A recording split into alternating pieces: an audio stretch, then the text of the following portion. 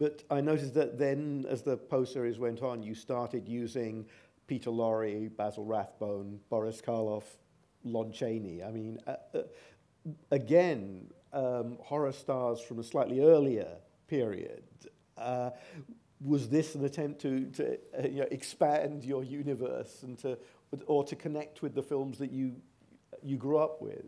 It was both. It was a definite attempt to bring veteran good actors in, and also to reconnect, as it were, with their earlier work.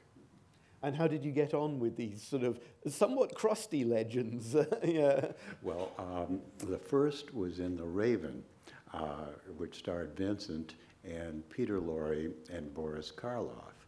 And yeah, I thought everything went very well on the first, again, these were all 15-day schedules. I thought it all had gone well on the first day. On the morning of the second day, we were having coffee before shooting, and Boris came to me and he said, "Roger, I am a trained, disciplined actor. I learn my lines, I come in and I'm prepared to give a performance.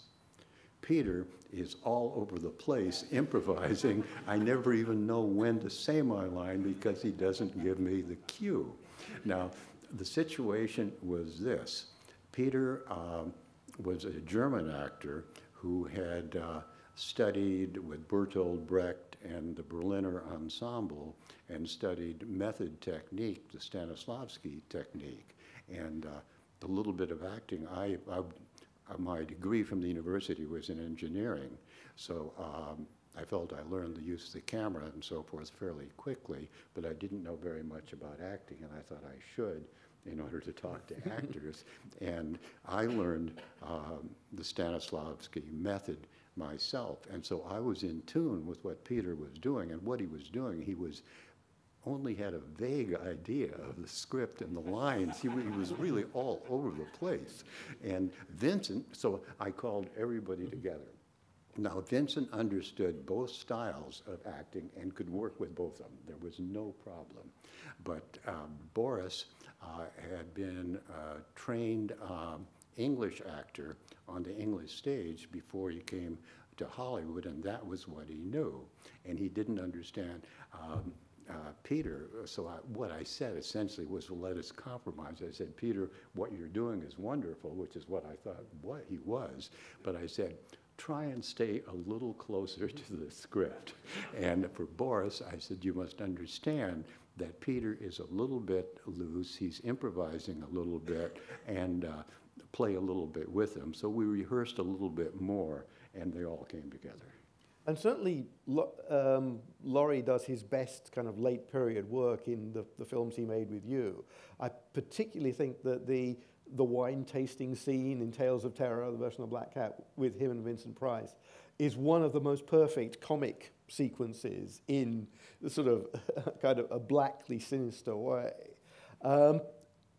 Did they feel the need, as it were, to send the material up by now? When we were 3 or 4 films into a cycle, there is inevitably, when you see the same sets again or the same burning down house again. That was a problem. Yeah. It was a problem. I felt, and Dick Matheson, who wrote most of the scripts, also felt that we were in danger of repeating ourselves. So actually it was Dick's idea on The Raven to introduce humor. When I came to England, I had a script by Chuck Beaumont and Bob Campbell, and we brought a little edge of religion and philosophy into that.